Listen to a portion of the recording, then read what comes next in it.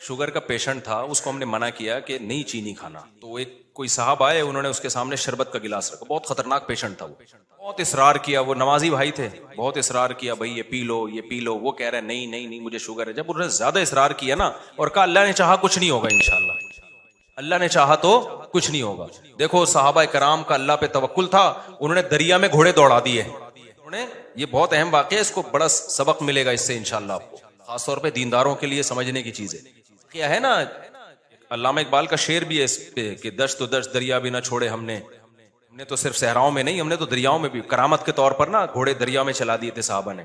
ان صاحب نے کہا, داڑھی بھی تھی, نمازی بھی, انہوں نے کہا دیکھو صحابہ نے اللہ پہ توکل تھا, دریا میں گھوڑے چلا دیے انہوں نے.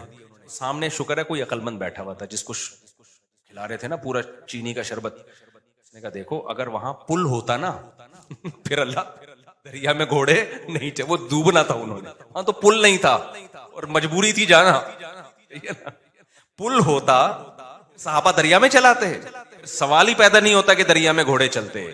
اللہ کہتا ہے پل ہے تو جاؤ نا, پل بنانے کا ٹائم ہوتا تو بھی نہیں. یہ جو قسطنطنیہ میں سلطان محمد فاتح نے قسطنطنیہ اور یہ جو آج کا استنبول ہے جب یہ فتح کیا تھا, اس نے کوئی دریا میں تھوڑی گھوڑے چلا دیے تھے.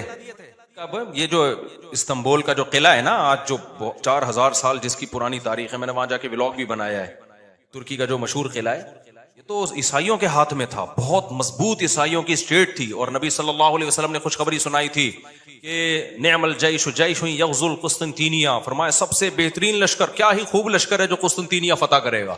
آپ مکہ میں اور ترکی کی فتوحات کی خوشخبریاں دے رہے ہیں. ہمارے نبی کا یہ ویژن دیکھو, ایک پیغمبر جو نہ لکھنا جانتے ہیں نہ پڑھنا جانتے ہیں, لیکن کتنے کانفیڈنٹلی وہ کہہ رہے ہیں کہ کیا خوب لشکر ہوگا جو قسطنطینیہ کو فتح کرے گا. خوشخبری دی, جنت کی بشارت دی, اسی وجہ سے مسلمان فاتحین شروع سے لگے ہوئے تھے اس میں, لیکن نہیں ہو پا رہا تھا. سلطان محمد فاتح نے کیا کیا, وہ بھی فوجیں لا کے بٹھا دی, لیکن اتنا مضبوط قلعہ ہے وہ جا ہی نہیں پا رہے بھائی. مشورہ ہوا, اب انہوں نے یہ نہیں کیا کہ جی ایک طرف سے سمندر ہے, ہاں بھی سمندر کٹا ہوا ہے نا, آپ میپ میں دیکھ سکتے ہیں, تو سمندر میں ہم کیا کرتے ہیں بسم اللہ ہی اللہ پڑھ کے سمندر بھی نکل جاتے ہیں, پڑ جانا ڈوب جانا تھا انہوں نے, اور کیا. اللہ کہتا ہے پہلے اپنے سارے اسباب اور وسائل تو استعمال کرو, پھر میری مدد آئے گی. سلطان محمد فاتح نے مشورہ لیا, بھائی کیا کریں یار, یہ تو ناممکن ہے, پیچھے پورا یورپ تھا نا, وہاں سے بھی تو مدد آ رہی تھی ان کی, ناممکن تھا اسباب کی دنیا میں بھی. 600 سال ہو گئے, علاقہ ہی نہیں فتح ہو کے دے رہا, اب تو کچھ کرنا پڑے گا کہ نہیں کرنا پڑے گا, تو کچھ کرنا ہے بھائی. وہ ماہرین بیٹھے, انہوں نے مشورہ دیا, استخارہ نہیں نکالا, سمجھ لو استخارہ نکال کے دیکھتے ہیں فتح ہوگا تو ٹھیک ہے, نہیں تو واپس چلو.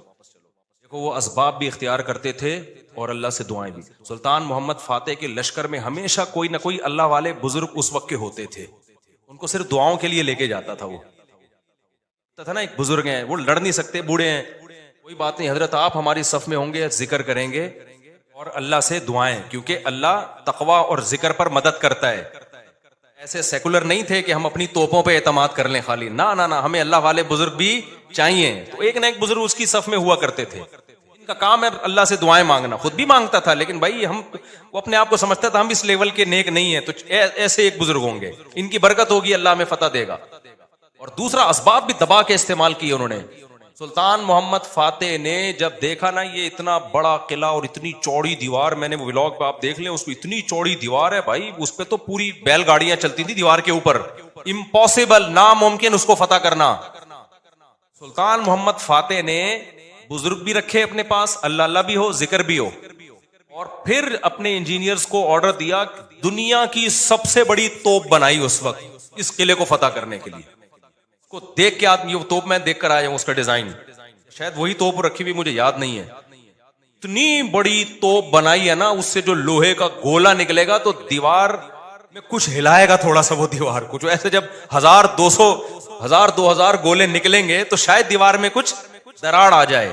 اتنی اسٹرگل کی اس نے, اور اتنے لوگ, ہم نے تو ترکی میں نا انہوں نے وہ بنایا ہوا ہے ایک آڈیٹوریم میں نا, وہاں پر ایک جیسے نہیں سیارہ گاہ ہمارے یہاں آپ کو ملتی ہے ادھر, پلانیٹوریم دیکھا ہوگا آپ نے, ایسے ہی انہوں نے وہ پوری تاریخ دکھاتے ہیں ویڈیو کی شکل میں, بڑا مزہ آتا ہے وہ دیکھنے میں, بڑا جوش پیدا ہوتا ہے یار, کیا خون خرابہ, اور ادھر سے گولے, پورا وہ منظر انہوں نے تاریخ کی کتابوں سے نکال کے اس کو فلمایا ہے, لیکن ایسے نہیں کہ پروجیکٹر پہ, بلکہ آپ جائیں گے نا تو آپ کو ایسا لگے گا آپ وہاں 3D میں آپ سمجھ لیں, آپ کو لگے گا آپ وہاں پہنچ چکے ہیں. ایسا چیخیں نکلتی ہیں یار وہ منظر دیکھ کے, ایسے تھوڑی پیڑے کھائے ہیں مسلمانوں نے یار, پوری دنیا پہ حکومتیں کی ہیں, آج بیٹھے ہیں وزیر اعظم بن نہیں رہا, بہت محنتیں کی ہیں. مسلمانوں کا ماضی بڑا خدا کی قسم شاندار تھا. میں بار بار کہتا ہوں نا, ایک گورے کی ویڈیو بھی میرے موبائل میں پڑی ہوئی ہے, وہ لندن میں یا امریکہ میں بھول گیا, یونیورسٹی میں وہ گورا لیکچر دے رہا ہے, ابھی میرے موبائل میں وہ ویڈیو پڑی ہوئی ہے. گورا لیکچر دے رہا ہے, گورا کہہ رہا ہے تو وہ کالا, لیکن گورا اس سینس میں کہہ رہا ہوں کہ امریکن ہے, سینس میں کہہ رہا ہوں, یا تو میرا خیال ہے امریکن ہے, یو کے کا نہیں ہے وہ, ان کا جو لب و لہجہ ہے نا وہ امریکن لب و لہجہ. وہ یونیورسٹی میں لوگوں کو بتا رہا ہے کہ ونس اپون اے ٹائم, ایک ٹائم تھا کہ آپ کو مسلم سائنٹسٹ کے علاوہ دنیا میں کوئی سائنسدان نظر ہی نہیں آتا تھا, اور فیلڈ میں کون سا سائنٹسٹ تھا؟ مسلمان. اور وہ کہہ رہا ہے کہ فلکیات کے علم میں مسلمانوں نے اتنی ترقی کی تھی. پھر بغداد کی یونیورسٹی کا نام لے رہا ہے وہ, بغداد میں جو ہماری خلافت تھی, وہ کہہ رہے کہ آج بھی جتنے ستاروں کے نام ہیں نا انگلش میں, سارے عربی سے آئے ہیں. کہاں سے آئے ہیں یہ عربی سے آئے ہیں. مسلمان یہ کام بہت پہلے کر چکے تھے. بڑا شاندار ماضی تھا ہمارا, لیکن ایسا ختم ہوا, ایسا لگتا ہے ہم ہمیشہ سے ہی اسی طرح ہیں, ہمیشہ سے ہی ہم سے وزیر اعظم بن ہی نہیں پایا کبھی. ایسا نہیں ہے, ماضی ہمارا اور زیادہ پرانا ماضی نہیں ہے, 150-200 سال سے زیادہ پیچھے کی بات نہیں ہے. یہ غلطیاں ہوئی ہیں جس کی سزا ہم بھگت رہے ہیں, اس میں مذہبی لوگوں سے بھی ہوئی ہیں, حکمرانوں سے بھی ہوئی ہیں, دونوں طبقوں سے ہوئی ہیں. کسی ایک طبقے کو آپ ذمہ دار نہیں ٹھہرا سکتے. ایک بہت بڑی غلطی یہ ہوئی ہے کہ مذہب کو سائنس سے کیا کر دیا, الگ کر دیا. بہت بڑی مسٹیک ہوئی ہے. کہ ہمیں داؤد علیہ السلام, سلیمان علیہ السلام کے واقعات میں کیا ملتا ہے؟ اللہ نے سلیمان علیہ السلام کو جب دنیا کا حکمران بنایا ہے تو اللہ نے اسباب اور وسائل بھی دیے تھے ان کو. وہ اسباب کیا تھے؟ لوہا ان کے ہاتھ میں پگھلا دیا اللہ تعالیٰ نے. داؤد علیہ السلام کو حکم دیا زرہیں بناؤ, زرہیں. اللہ کہہ دیتا کہ اے داؤد تو زمین پر حکومت کرے گا, لڑائی کرے گا, زرہیں بنانے کی ضرورت نہیں ہے. آیت الکرسی پڑھ کے ہر مجاہد پہ پھونک لگائی, دم کیا, دشمن کی تلوار چلے گی نہیں. چل رہا ہے نا آج کل, داماد انسان کا بچہ نہیں بن رہا, آیت الکرسی پڑھ کے پھونکو اور اس کو جو ہے وہ تعویذ کرا دو تو ٹھیک ہو جائے گا. پوری 10-10 سال دامادوں کے ٹھیک کرنے میں بیٹیوں کی زندگیاں تباہ کر دیں. قرآن کیا کہتا ہے؟ ان خفتم اللہ یقیما حدود اللہ, حدود اللہ پہ قائم نہیں رہ سکتے بھائی, خلا لینے کی کوشش کرو اس پاگل سے. 3 موقع دے دیے ٹھیک ہونے کے, ہو گیا ٹھیک ہے, نہیں تو اگر برائی اس قابل ہے کہ برداشت کے قابل ہے تو برداشت کرو, بلا وجہ گھر نہیں توڑنا چاہیے. بالکل برداشت کے قابل نہیں ہے, جان چھڑاؤ بھائی اس آدمی سے. میں نہ جانتا ہوں نا ایسے لوگوں کو, 30 سال ہو گئے کہ نہیں جی اللہ کے ہاتھ میں دل ہیں, اللہ جب چاہے گا میرے داماد کا دل چینج کر دے گا. اس امید پہ 30 سال گزار دیے. بیٹی پاگل ہو گئی, 30 سال کے بعد آپ آ رہے ہو کہ خلا لینا ہے. بھائی وہ اللہ کے ہاتھ میں دل ہے. تو میں نے کہا اللہ کے ہاتھ میں ہے, لیکن اللہ نے کہا کہ میں گھماؤں گا. کب کہہ رہے ہیں کہ اللہ کے ہاتھ میں نہیں ہے؟ اگر ہمیں پتا ہوتا کہ اگلے سال اللہ آپ کے داماد کو ٹھیک کر دیتا, میں کہتا چلو 1 سال اور انتظار کر لو. اللہ کے ہاتھ میں ہے, لیکن گھمائے گا کہ نہیں گھمائے گا یہ اللہ نے نہیں بتایا. بلکہ اللہ نے جو بتایا ہے, انک لا تہدی من احببت, آپ اس کو ہدایت نہیں دے سکتے جس سے آپ محبت کرتے ہو. یہ تو حضرت ابو طالب کے بارے میں نازل ہوئی ہے کہ نبی کے چچا ایمان نہیں لائے تو نبی غمزدہ تھے. اللہ نے فرمایا کہ آپ جس سے محبت ہے ہدایت نہیں ملے گی, اس کو ملے گی جس کو اللہ چاہے گا. اور چاہے گا کس کو؟ جو خود چاہے گا. قرآن کہتا ہے خود چاہے گا اسی کو ملے گی, جو خود نہیں چاہے گا تو بھائی چاہے نبی کا چچا بھی ہو نہیں ملے گی. میں نے کہا بھائی نبی کے چچا کو نہیں ملی ہدایت, آپ کے داماد آپ کے نبی سے بھی آگے ہو. ہم تو گراؤنڈ ریئلٹی کو دیکھ کر فیصلہ کریں گے. 1 سال بہت ہوتا ہے کسی کو تجربے میں. اب انسان کا بچہ نہیں بن رہا, نہ نان نفقہ دے رہا ہے, وہ بے تحاشا مارتا پیٹتا ہے, ٹارچر ذہنی کر کے اس کو بیچاری کی زندگی بیڑا غرق ہو گیا. اس کو میں نے کہا خود ہی مر جائے گا تھوڑے دنوں میں. خلا کے تکلف کی ضرورت کیا ہے؟ طلاق لینے کی کیا ضرورت ہے اس سے؟ اسلام جو ہے نا وہ دقیانوسی نہیں سکھاتا میرے بھائی. مسلمانوں نے ایسے ہی نہیں دنیا پہ حکومتیں کر لی ہیں. داؤد علیہ السلام کو اللہ نے, داؤد علیہ السلام, قرآن کہتا ہے نا پوری دنیا پہ داؤد علیہ السلام نے, پوری دنیا نہ بھی ہو, دنیا کے ایک بہت بڑے حصے پر جو حکومت کی ہے, تو قرآن کیا بتاتا ہے کیسے کی حکومت, کیسے کی حکومت. بھوکے لگا لگا کے کی. قرآن ان کی عبادت کا بھی تذکرہ کرتا ہے. میں روزہ رکھتے تھے, راتوں کو تہجد پڑھتے تھے, اس کا بھی تذکرہ کرتا ہے. یہ بھی ضروری ہے. ایک سیکولر فوج میں, مجاہدین میں, اور ایک مذہبی لوگوں میں کوئی فرق نہیں رہے گا. اللہ کہتے ہیں جب تم اللہ کی راہ میں لڑو گے کثرت سے اللہ کا ذکر کرو, کیونکہ تم لڑ رہے ہو اللہ کی مدد پہ, تو اللہ کو یاد بھی تو رکھو نا. لیکن ساتھ ساتھ اسباب اور وسائل بھی خاندانی طریقے سے استعمال کرنے ہیں. تو اللہ نے داؤد علیہ السلام کو کیا کہا؟ زرہیں بنائے لوہے کی. اور کیسے کہا؟ یہ بھی نہیں کہا کہ بنا دیں بس باقی میں خود ہی جوڑ دوں گا. قدر فی السرد, ان کی لڑیاں جوڑنے میں بھی اندازوں سے جوڑیں. کیسے؟ اس اندازے کا مطلب کیا ہے؟ کیونکہ جب زرہیں بنائی جاتی ہیں نا لوہے کے لباس جو جنگ میں استعمال ہوتے ہیں, تو ظاہر ہے جس فوجی کے لیے, جس مجاہد کے لیے بنوائی جا رہی ہیں, اس کو لیٹنا بھی ہوگا, اس کو بیٹھنا بھی ہوگا, اس کو گھوڑے پہ چھلانگ لگا کے بیٹھنا بھی ہے, تو وہ موویبل ہوں, مڑ سکیں آسانی سے. تو اس کے لیے بہت ٹیکنیکل طریقے سے اس کو ایڈجسٹ کرنا ہے. تو قدر کا مطلب اس کی ایڈجسٹمنٹ بڑی خاندانی ہونی چاہیے. نہیں آئی میرا خیال ہے بات سمجھ میں. یہ بھی نہیں کہا کہ اللہ میاں نے کہ زرہیں بنانے رسی سے جوڑ لینا. یہ ایک تار نہیں ہوتی جو الیکٹریشین کے پاس ہوتی ہے, یہ والی تار سے یوں کرنا. ہمارے یہاں جگاڑو کام ہو رہے ہوتے ہیں کہ نہیں ہو رہے؟ جاپان میں جگاڑو کام نہیں ہوتے. ہمارے ہر کام کیا ہے؟ کمپیوٹر کو بھی ٹھنڈا کر رہے ہیں پنکھے پہ نہ آگے. میں نے نیٹ پہ ایک ویڈیو دیکھی, سسٹم کو ٹھنڈا کرنے کے لیے ایک الگ سے پنکھا چلایا ہوا ہے جو کمپیوٹر کو کم اور آپ کو زیادہ ٹھنڈا کر رہا ہے.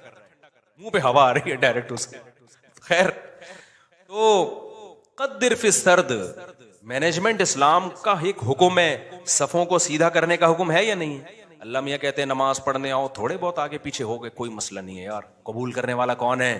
اللہ ہے, کر لے گا. نہ اتنی بھائی جب کھڑے ہو سیدھے تو پھر سیدھے ہونے چاہیے. ذرا سا بھی پیٹ آگے نکلا ہوا نہ ہو, سینہ آگے نکلا ہوا نہ ہو. نبی صلی اللہ علیہ وسلم اقامت کے بعد کیسے صفوں کو سیدھا کرتے تھے؟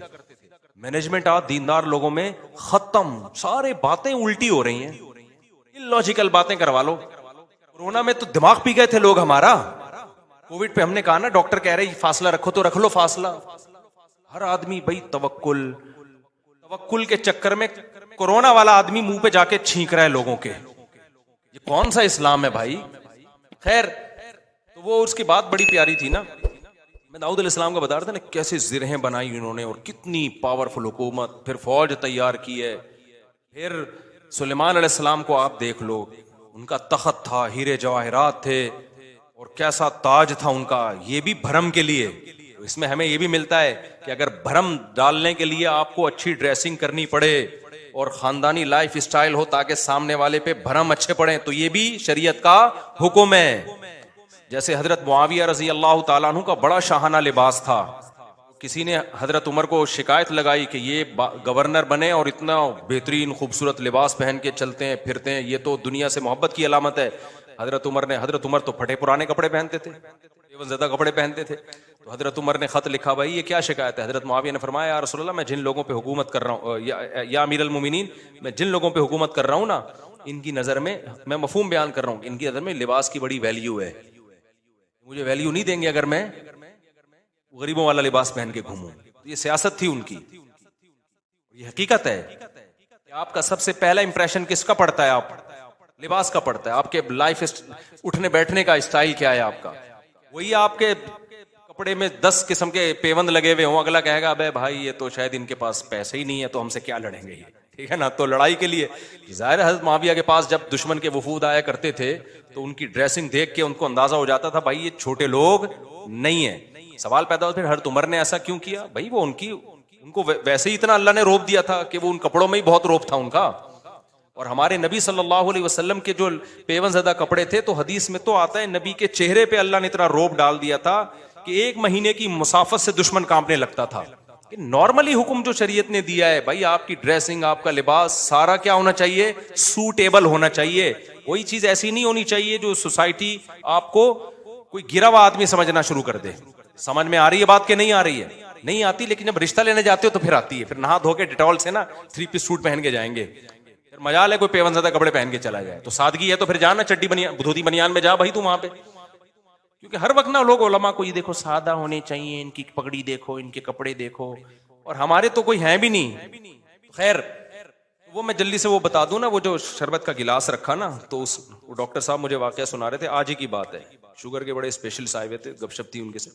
تو وہ کہنے لگے کہ اس نے کہا کہ دیکھیں جو صحابہ نے دریا میں گھوڑے دوڑائے تھے نا, پل نہیں تھا وہاں پہ. اگر پل ہوتا تو وہ دریا میں گھوڑے نہیں دوڑا, اور اگر پل بنانے کا ٹائم ہوتا پھر بھی نہیں دوڑا. پھر یہ میں اپنی طرف سے ایک اضافہ کر رہا ہوں, پل بنانے کا ٹائم ہوتا, اسباب و وسائل ہوتے, پھر بھی نہیں جاتے. اور واپس جا کے دوبارہ آنے کا ٹائم ہوتا پھر بھی دریا میں گھوڑے نہیں ڈالتے. وہ ایک مجبوری تھی کہ اس کے علاوہ کوئی آپشن تھا نہیں. تو سلطان محمد فاتح نے بھی یہی کیا ہے. اس نے کیا کیا کہ بزرگ بھی رکھے ہوئے, اللہ سے دعائیں مانگے اور پھر اسباب اور وسائل اختیار کیے. بھائی یہاں پانی ہے تو پانی کو کراس کرنا ہمارے لیے, سوری پیچھے سمندر ہے, بیچ میں خشکی ہے, پانی نہیں تھا, خشکی سے ہٹ کے آگے پانی ہے. تو اب آگے ہم گھوڑوں پہ جائیں گے اگر, تو گھوڑا پانی میں نہیں جا سکتا. تو انہوں نے یہ نہیں کہا صحابہ کرام نے پانی میں گھوڑے دوڑا لیے تھے تو ہم بھی خشکی تک جائیں گے اور قسطنطنیہ میں بیک سائڈ سے حملہ کرنے کے لیے نا, باقی بسم اللہ ہی توکلت علی اللہ پھونکوں والی سرکار ہوتی تو مسئلہ ہی حل ہو گیا تھا یار. یہ تو پہلے ذہن میں آ جاتا نا, میرے بہت لیٹ آیا دماغ میں. ایک شف سرکار حضرت وہ سلطان محمد فاتح اپنے پاس رکھتا شف, اور پورا قسطنطنیہ ہی بڑھ جاتا پورا. ابھی جو الیکشن میں ہوا ہے نا, آپ کو پتا ہے نا, جو ووٹنگ ہو رہی تھی, فلاں جیت رہا ہے, میم بنائی پاکستانیوں نے, اوپر جا رہا ہے اوپر جا رہا ہے, شف ایک دم وہ نیچے ہوا, بڑی ٹائٹ میم بنائی ہے کہ الیکشن میں یہی ہوا ہے. بندہ کون جیت رہا ہے ایک دم شف کر کے شف, فوراً نیچے. ایسے ہی رپورٹیں چینج ہو رہی تھی نا الیکشن کی, جو لوگ ٹی وی کے آگے خبروں میں بیٹھے ہوئے تھے. تو پاکستان میں ایک سرکار ہے جس کو سچی مچی کی شف سرکار ہے, وہ تو عز منتشا وہ تو ذل منتشا. تو اس لیے جو سیاست دانوں میں جو سمجھدار لوگ ہیں نا, وہ اس جو پاکستان کی جو اصل شف سرکار ہے نا اس سے بنا کے رکھتے ہیں. ٹھیک ہے کہ ہم بے شک ایک ووٹ بھی نہ ملا, جب انہوں نے کہا شف فوراً ہم کہاں چلے جائیں گے اوپر. تو خیر سمجھ گئے نا کون سی سرکار ہے. ایک تو یہ سرکار ہے, جو ایک اور سرکار ہے جو اصل شف سرکار ہے, بڑی پاورفل سرکار ہے, وہ اس کا شف اصل شف ہے, اس کو ہم مانتے ہیں کہ یار وہ جب شف کرے نا, وہ یہ تو ڈرامہ کر رہے ہیں نا. تو سلطان محمد فاتح نے کیا کیا, مشورہ کیا بھائی کیا کرے. مشورہ یہی طے ہوا کہ یار کچھ نہ کچھ تو کرنا پڑے گا. تو ایک ماہر نے مشورہ دیا کہ دیکھو ہم جو ہمارے بحری جہاز ہیں, کشتیاں بہت بڑی بڑی نہیں, جہاز نمائی تھیں وہ, تو ہم ان کو جب تک خشکی پہ چلا کے آگے پانی تک نہیں پہنچائیں گے نا, ہم یہ قلعہ کبھی بھی فتح, مزید 600 سال لگ جائیں گے ہمیں, ناممکن ہے. ہمارے پاس اب ایک ہی آپشن ہے, جانیں ضائع ہو رہی ہیں, روز تیر اندازی ہو رہی ہے, لوگ ڈیلی بیسس پہ شہید ہو رہے ہیں, اور پہلے بھی کئی حملے ناکام ہو چکے ہیں. اب یہ رسک لینا پڑے گا, آر یا پار. یہ بہت مشکل کام تھا. کیوں؟ رات میں لوگ سو رہے ہیں, راتوں رات آپ نے یہ کرنا ہے. اب خشکی پہ کیسے چلائیں بھائی پانی, یعنی اس جہازوں کو؟ تو اس کا طریقہ یہ ہے کہ جتنے جانور ہیں نا, اونٹ گائے دمبے, سب ذبح کر دو اور سب کی چربی کو پگھلا کے زمین پہ ڈال دو. اور یہ صبح صادق سے پہلے پہلے کام کیا ہو جانا چاہیے, ختم. اور اس کے بعد یہ کشتیاں رکھ کے نا, لکڑیاں رکھ کے ان کو دھکے دیں گے, کیونکہ ورنہ کون لے جا سکتا ہے, کیونکہ اگر دھکے دے دے کے تو ناممکن ہے نا خشکی پہ آپ کسی ایک چھوٹی سی لانچ کو دھکا دینے کی کوشش کرو, کوئی بھی نہیں دے سکتا. تو ہوگا یہ, اور دیں گے بھی اتنا ٹائم لگ جائے گا کہ دشمن تو دیکھ لے گا بھائی یہ لوگ تو یہاں سے آئے, تو راتوں رات یہ کام کرنا ہے.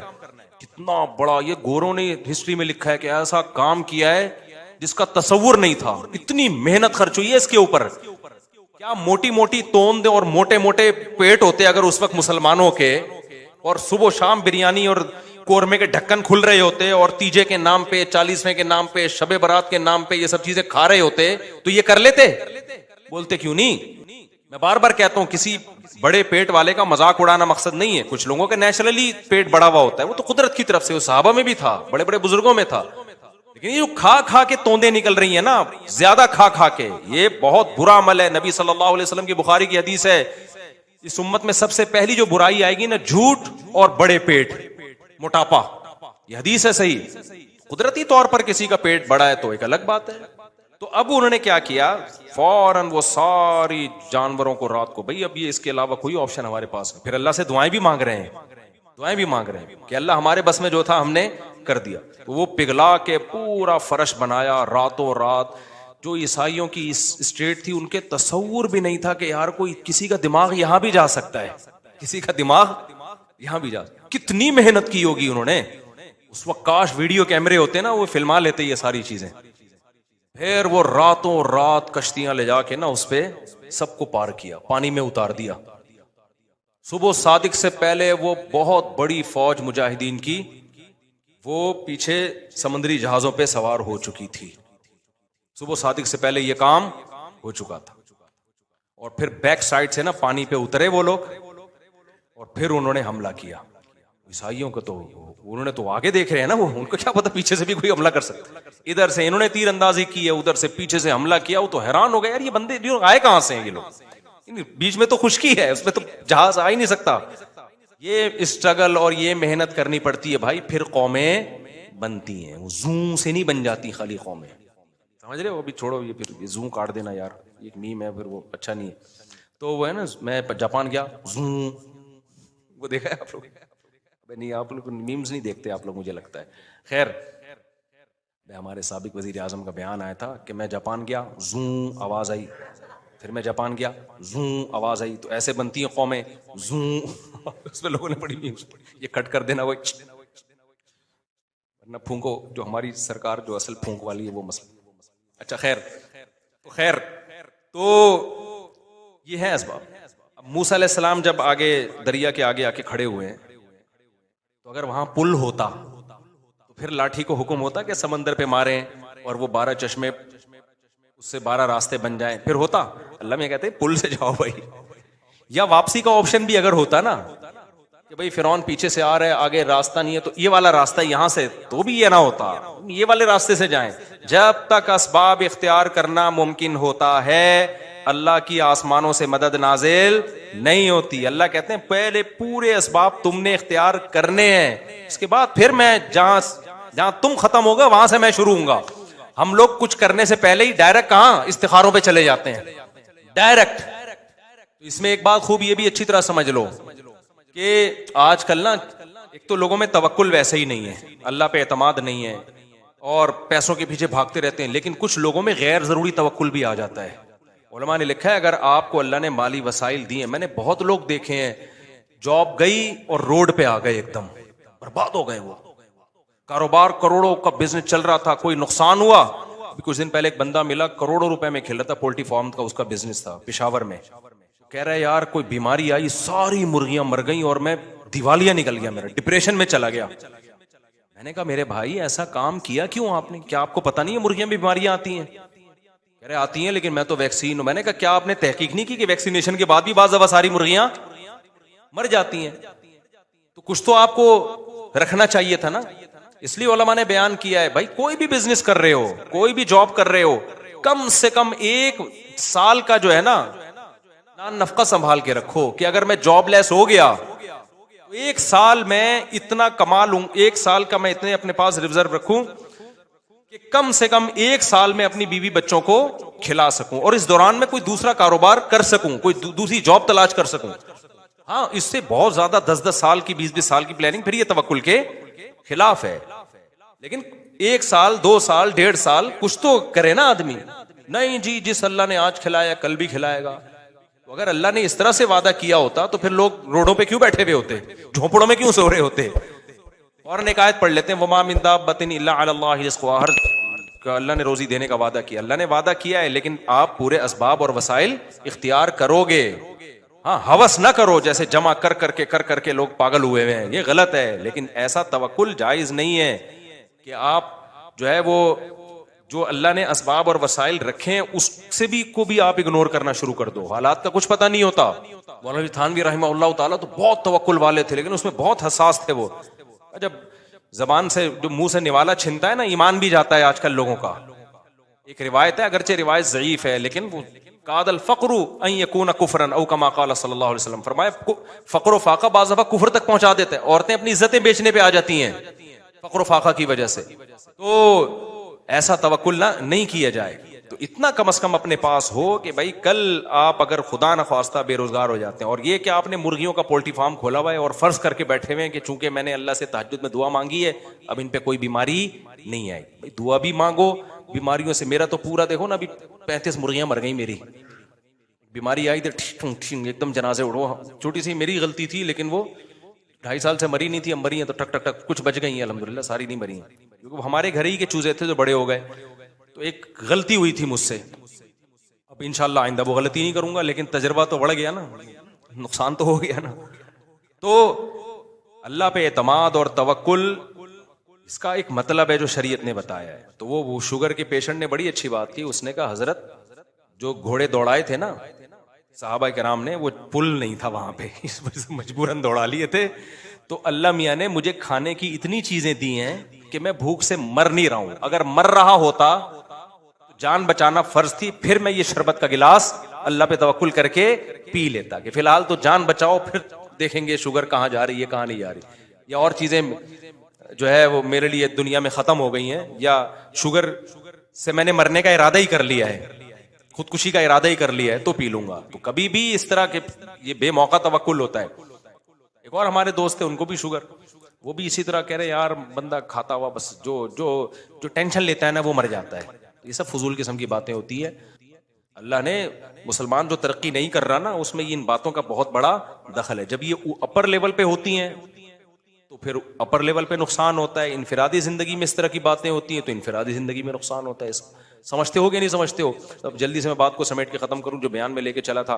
تو اللہ نے کیا فرمایا, تدعو من ادبر وتولى. تو اللہ کے حکم کی جو آرڈر ہے نا, اللہ کا جو آرڈر ہے اس کی ویلیو اس لیے بھی ہے کہ وہ صاحب کمال اور صاحب قدرت ہے. اس کی ویلیو اس لیے بھی ہے کہ جتنا وہ ہمارا قریب ہے اتنا ریلیشن ہمارا کسی اور سے نہیں ہے. دیکھو ماں باپ سب سے زیادہ قریب ہوتے ہیں, تو ہمیں ماں باپ دینے والا کون ہے؟ اللہ ہے. اللہ کہتے ہیں هو اعلم بكم اذ انتم اجنة في بطون امهاتكم. تم جب اپنی ماں کی پیٹ میں جنین تھے, جنین کہتے ہیں چھپے ہوئے, جب تمہارے ماں باپ بھی تم کو نہیں جانتے تھے, وہ اس وقت سے تمہیں جانتا ہے, اس وقت سے تمہیں جانتا ہے. تو اللہ سے زیادہ انسان کا ریلیشن کسی کے ساتھ نہیں ہے. تیسری چیز اللہ کہتے ہیں جتنے میرے احسانات ہیں. تیسری چیز احسان ہوتا ہے نا جس کی وجہ سے ہم کسی کے آرڈر کو مانتے ہیں.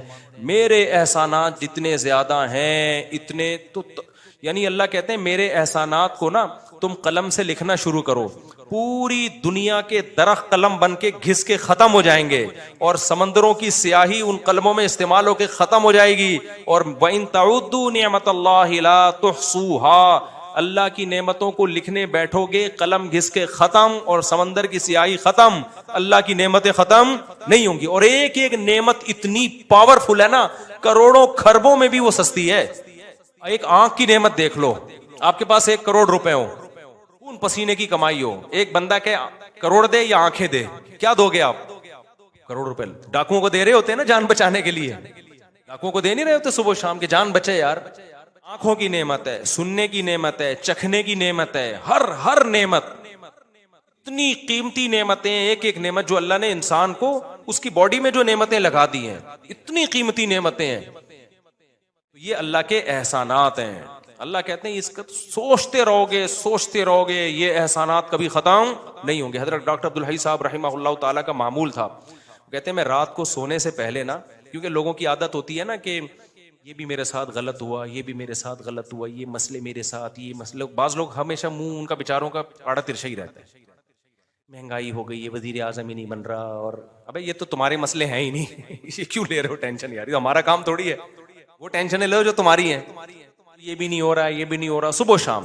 تو حضرت مولانا شفیق تھانوی رحمہ اللہ کو کسی بزرگ نے انہوں نے خط لکھا کہ حضرت یہ بھی میرے ساتھ مسئلہ ہے, یہ بھی مسئلہ ہے, یہ بھی مسئلہ ہے. تو حضرت حکیم الامہ چونکہ مصلح تھے نا, پیر و مرشد, پہلے پیر و مرشد ایسے ہوتے تھے, انہوں نے پورے خط کے آخر میں ایک جواب لکھا کہ افسوس کے شکر کا جملہ ایک بھی نہیں لکھا, سارے مسئلے ہی بتائے ہیں. وہ سمجھ گیا کہ بھائی تربیت نہیں ہو رہی ہے, تربیت ہو گئی ہوتی تو کیا بتا رہے ہوتے حضرت, یہ بھی ٹھیک, وہ بھی ٹھیک, یہ بھی ٹھیک, ٹھیک ہے نا. تو خیر وہ تو پھر تربیت ہوئی ان کی الحمدللہ, بڑے بزرگ بنے وہ. تو وہ فرماتے تھے کہ میں جب رات کو سونے سے پہلے میں کیا کرتا ہوں, دیکھتا ہوں, یہ نہیں دیکھتا کہ کیا کیا غلط ہے, یہ دیکھتا ہوں کیا کیا ٹھیک ہے. تو میں دیکھتا ہوں الحمدللہ گھر والے صحت مند ہیں, بچے میرے ماشاءاللہ سارے زندہ ہیں اور صحت مند ہے, کوئی چھوٹی موٹی بیماری ہے لیکن خطرناک نہیں ہے. اللہ کا شکر ہے کل گھر کا راشن کل کا کم از کم ہے, ناشتے کا بھی, دوپہر کھانے کا بھی, رات کھانے کا بھی. اللہ کا شکر سونے کی جگہ بھی ہے. بہت سے لوگوں کے پاس رات کو سر چھپانے کی جگہ نہیں ہے, بہت سے لوگوں کو ایسی خطرناک بیماریاں لگی ہوئی ہیں, بڑے بڑے 1000 گز کے بنگلوں میں ایئر کنڈیشن روم میں سو رہے ہیں, کینسر ہے خطرناک, کوئی ٹی بی ہوئی ہوئی ہے, کوئی ایسی ڈینجرس بیماری ہوئی ہوئی ہے, ہم ان سے کروڑا گنا اچھے ہیں. تو ہر چیز میں نا اللہ کا شکر, اللہ کا شکر, یہ نعمت, یہ نعمت, یہ نعمت. اس سے کیا ہوتا ہے, دل میں اللہ کی محبت پیدا ہوتی ہے. پانی مل رہا ہے, کھانا مل رہا ہے, کتنی نعمتیں, اور سب سے بڑی نعمت ایمان. ہم اس اللہ کو پہچانتے بھی ہیں جس نے ہمیں پیدا کیا. تو اس طرح سے نا سوچنا چاہیے ہمیں بھی. جب پانی بھی پیو نا, حدیث میں آتا ہے اللہ بندے سے خوش ہو جاتا ہے جب وہ الحمدللہ کہتا ہے آخر میں, کافر نہیں کہتا. آپ کسی سیکولر, آج کو مسلمانوں میں بھی کافروں جیسے بہت ہو گئے ہیں, آپ بولو نا الحمدللہ بولو تو غصہ کرے گا آپ کے اوپر. کسی مولویوں کے پاس سے لگ رہا ہے بیٹھ کے آ رہا ہے, مولویوں کے پاس سے بیٹھ کے آ رہا ہے, بھئی سبحان اللہ الحمدللہ مولویوں کی بات ہے. یہ مولویوں کی تھوڑی ہے یار, یہ جس نے تمہیں دیا ہے آسمان سے برساتا ہے تمہارے لیے. پھر کہتا ہے, اللہ کہتے ہیں کہ فَسَلَكَهُ يَنَابِيعَ فِي الْأَرْضِ, زمین کے سوتوں میں داخل کرتا ہوں. أَرَأَيْتُمْ إِنْ أَصْبَحَ مَاؤُكُمْ غَوْرًا, بتاؤ یہ پانی اور نیچے چلا جائے تو کون ہے جو نکال کے لائے گا؟ پانی ایک سطح تک نیچے جاتا ہے, پیٹرول والی سطح پہ نہیں پہنچتا پانی. اللہ نے ایک نظام بنایا ہوا ہے بھائی, یہاں تک جائے گا, اس سے زیادہ نیچے, ورنہ کون سی چیز ہے جس کو نیچے جانے سے روک رہی ہے؟ اور نیچے چلا جاتا. پھر پیٹرول والی کمپنیوں کو آرڈر دیتے کہ نکالیں پانی. ایک ایک نعمت, یہ پانی پیا کرو, سوچا کرو بھائی یہ کہاں سے آ رہا ہے. فلٹر کا پانی بھی تو کہیں نہ کہیں سے آ رہا ہوتا ہے نا جو ہم پی رہے ہوتے ہیں. تو ایک ایک نعمت, تو ہر نعمت پہ انسان کو سوچنا چاہیے.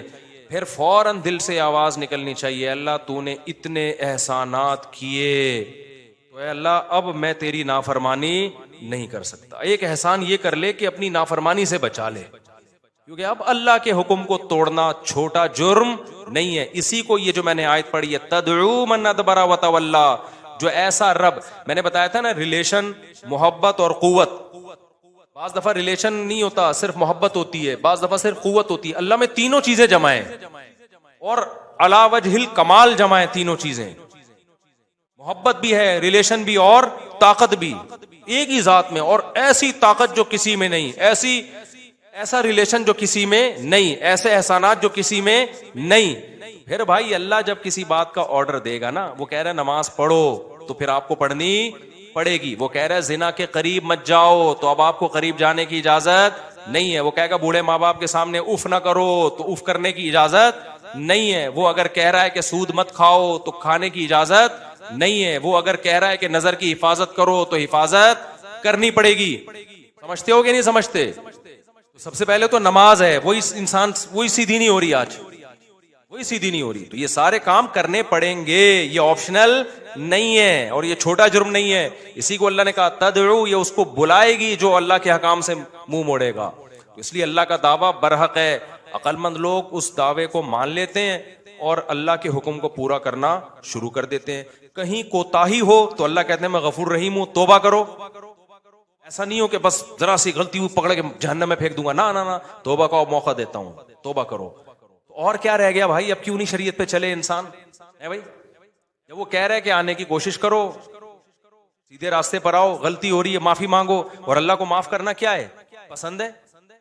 معاف کرنا بھی اس کو اچھا لگتا ہے کہ چلو غلطی ہوئی ہے تو بھاگو تو نہیں نا مجھ سے, صحیح ہے نا. غلطی ہو گئی ہے, آدم علیہ السلام سے ہو گئی تھی, توبہ کی نا, روئے اللہ کے سامنے, تو تم سے ہو جائے تم بھی رو دو. رونا نہیں آتا, رونا اختیار میں نہیں ہے, سوائے میں نام لینے والا تھا. بعض ایکٹر ایسے ہیں جب چاہے رو لیتے ہیں بیٹھ کے, ہیں مذہبی لیکن ٹائپ کے ہیں وہ. خیر, تو اللہ کہتے ہیں رونا نہیں آتا نا, رونے جیسی صورت بنا لو تو بھی کیا کر لوں گا. کیا رہ گیا بھائی, کہاں اسلام اب مشکل کہاں سے رہ گیا. تو رونا آ جائے ٹھیک ہے, نہیں آیا اللہ کہہ رہے رونے والی شکل بنا لو, جیسے رو رہے ہو بس کافی ہے, یہ بھی مان لوں گا. پھر بھی اگر کوئی ڈھیٹ کا بچہ نہیں آ رہا نا, پھر قرآن کہتا ہے انلزمکموہا وانتم لہا کارہون, تم جہنم میں چھلانگ لگانا چاہتے ہو, میں زبردستی گھسیٹ لوں, ایسا ممکن نہیں ہے. پھر جہنم خالی ہو جائے گی. اللہ نے جہنم بنائی ہے خالی رکھنے کے لیے نہیں, بلکہ بھرنے کے لیے. اللہ ہم سب کو جہنم کی آگ سے محفوظ رکھے.